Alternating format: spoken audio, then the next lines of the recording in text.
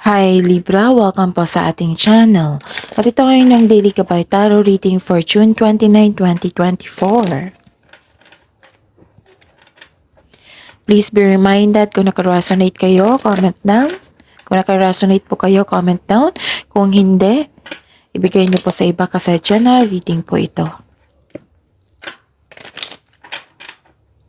This is for you Libra, ngayong June 29, 2024.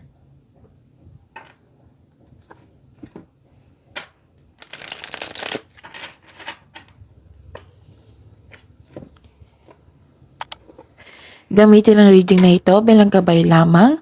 Please like, subscribe, and click bell button for notification para updated po kayo sa daily tarot reading natin. Maraming salamat po.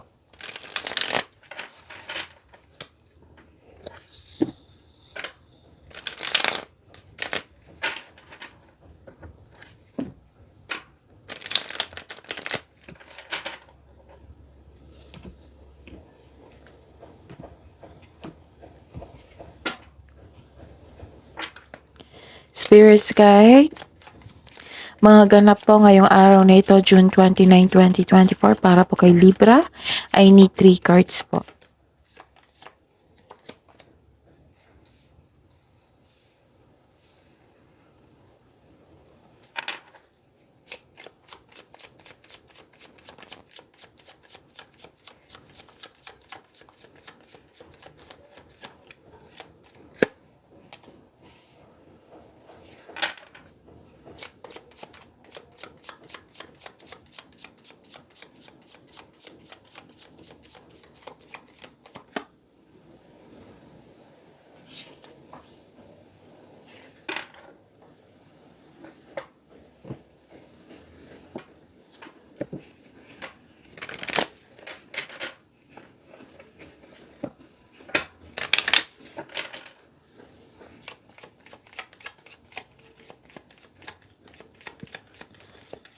Mga mensahe po para kay Libra ngayong June 29, 2024. I need 2 cards po.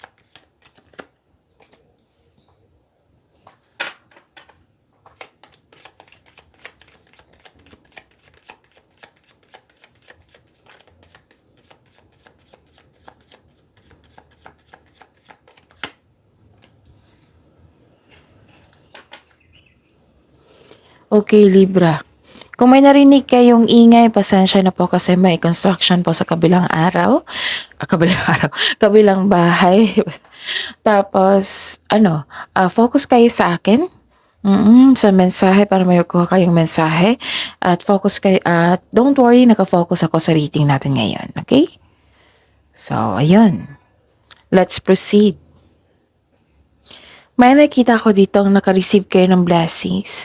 Nagkaroon ng clarity, nagkaroon ng hope and healing. Mataas ang inyong intuition. Marami kayong iniisip na ideas. Opo. At humihingi din kayo ng guidance dito. Parang nagre-research kayo dito sa internet para may makuha kayong kaalaman. Ang ganda kasi blessings tapos may hope and healing din. Tapos may paalala po ang cards mo dito na may nakita ko ditong isang tao na may masamang intensyon. Lumabas din ito sa Gemini eh. So tingnan natin mamaya sa Aquarius. Kasi ayun, lumabas itong taong ito na may masamang intensyon, may panlilinlang, pwedeng sa love life ito or sa career, sa love life, pwedeng seduction. Tapos may third party situation. Alamin nyo kung yung bagong pasok sa pag-ibig, sa relasyon, or ka-date nyo, alamin nyo kung single ba yan. Alamin nyo lang. Oo. Para mas mabuti na yung sigurado. Tapos, kasi may nakita kong trouble, third parties concern, pagsisinungaling, danger, seduction, may masamang intensyon, panliling lang, and pwede din ito sa career and money. May concern sa career and money na may rivalry. Oo, yung mandaraya na tao, isang tuso. So, mag-ingat sa kanya. Pero bawing-bawi dito kasi Nakikita ko dito yung blessings, right? Change for the better. May delivery, may matanggap kayong parcel ngayon. Pwedeng may natanggap kayong mensahe na importanteng mensahe. Pwede din na may dumating na isang sanggol or buntis or nanganak. Pwede din na may ganap na kasal or proposal, ganon. May nakita din akong promotion dito. Tapos makatanggap kayo ng good news. Okay? Yung in-announce mo ito sa isang grupo at nagulat sila. Okay? Puro tong movement pwede tong paglilipat din ito sa malayong lugar. Okay? The energy is gaining momentum. Surrender to the divine. Kung feeling worried kayo, surrender nyo kay God. Tapos hingi kayo ng divine assistance. Spirits guide.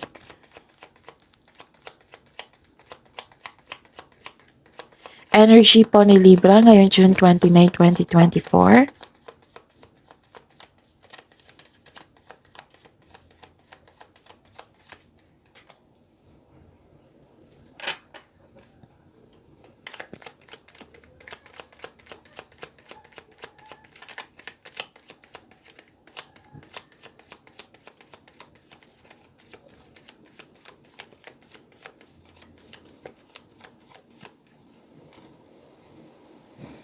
Okay, this is daily reminder para hindi nyo makalimutan. Kaka-upload lang po ng career and money nyo. Nakafocus po sa career and money for July 2024 na kaka-upload po nung the other day. So, panoorin nyo. Marami tayong upload ngayon for July 2024. So, scroll down nyo lang po sa channel natin hanggang sa makita nyo po yung individual reading for Libra. Okay? Tapos, panoorin nyo po yung last 4 days. Like for example, this is June 29. Panoorin nyo yung 28, 27, 26, 25. Kahit weekly yan, kahit monthly yan, basta panoorin nyo para masuri nyo kung may repeating messages pa. Kung merong repeating messages, meaning kailangan yung bigyan niya ng atensyon, solusyon at aksyon. Okay? At sa mga suki ko dito na Libra na humihingi sa akin na lagi ng Mantika by Tarot reading, nais ko ipalam sa inyo na open na po yung July 2024 Mantika by Tarot reading. So, PM nyo po ako for schedule.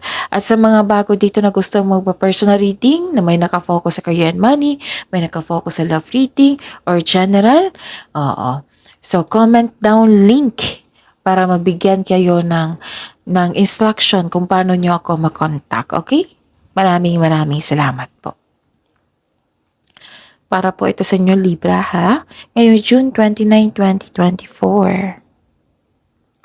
May nakita ko ditong isolation.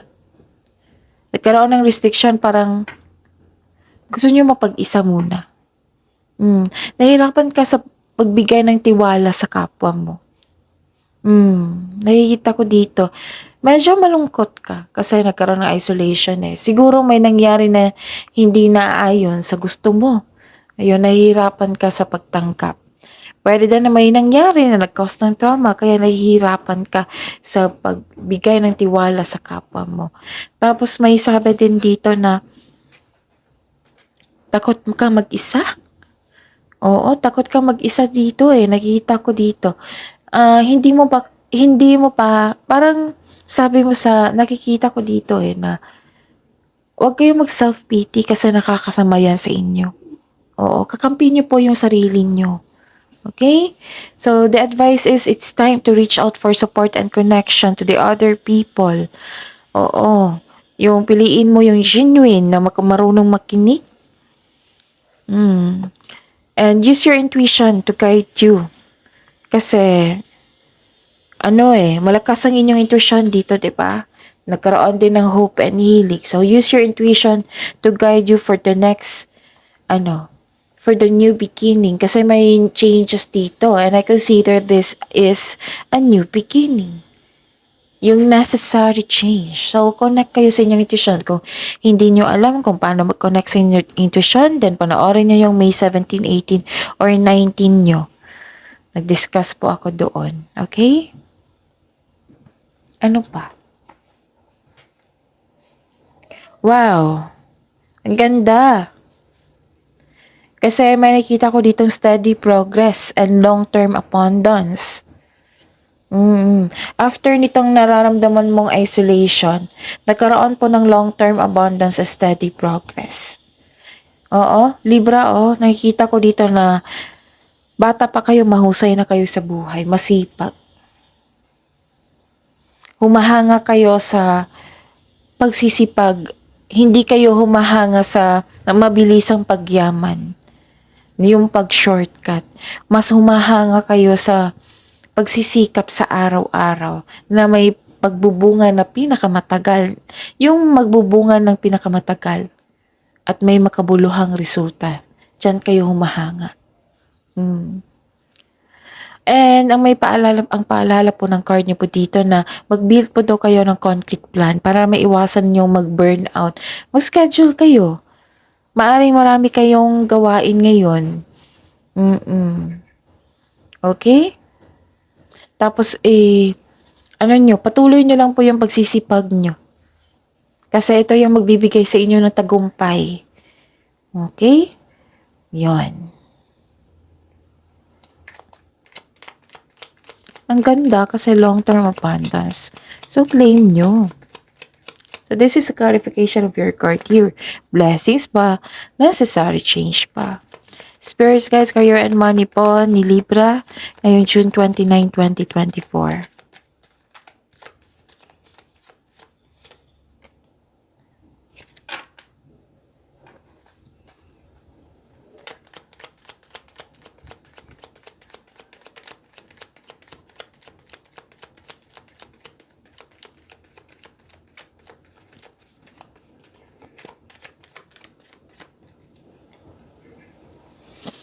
Okay, kamusta ang inyong career and money?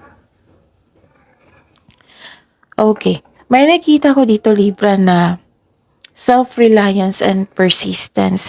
Nearing completion to eh. So, dalawang card na din na nagkaroon ng solitude. It might be, gusto nyo magpahinga, mapag-isa. Kasi, some of you, nakikita ko dito, kung mapag-isa kayo, nag-spend time kayo sa inyong energy, mas madali yung pag-re-energize na inyong energy.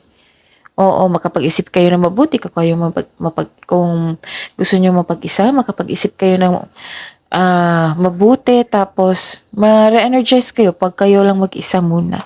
Ganon. After nitong completion, may balak kayong magpahinga, mag-rest day siguro or mag-vacation leave. Okay? Nakaranas ka ng struggle sa trabaho mo ngayon, or negosyo. Sabi po ng card dito, this is only temporary, Libra.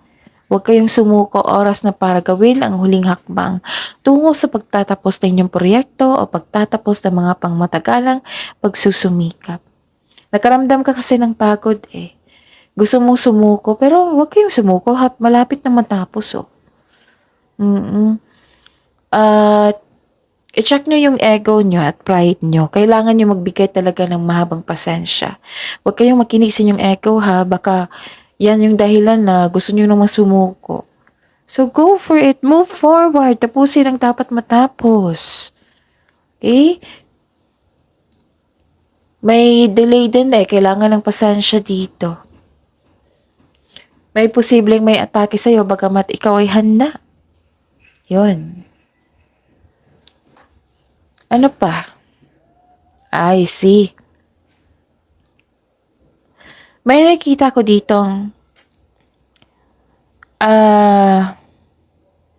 habaan ang pasensya. Dalawang card na kasi nagsabi dito eh.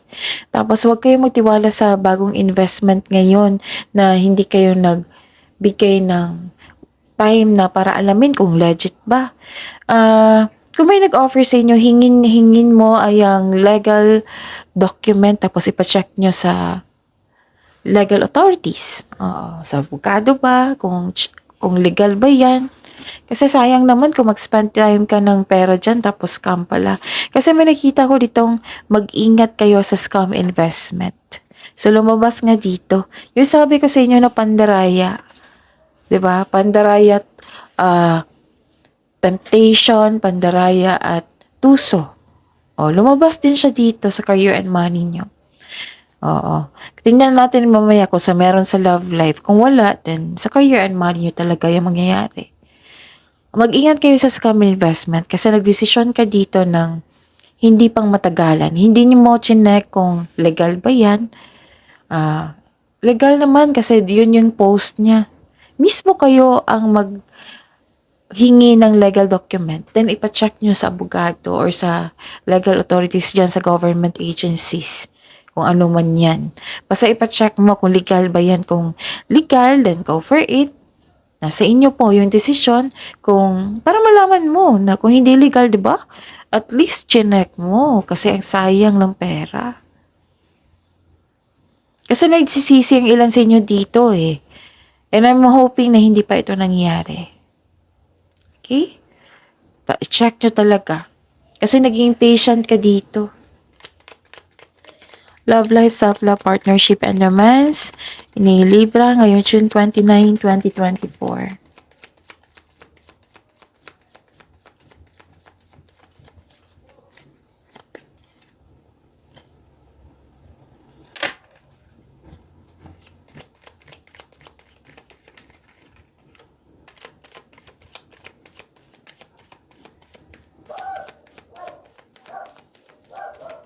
Okay. May lalabas dyan sa screen nyo. Huwag nyo kalimutan i-subscribe yan at i-click bell notification.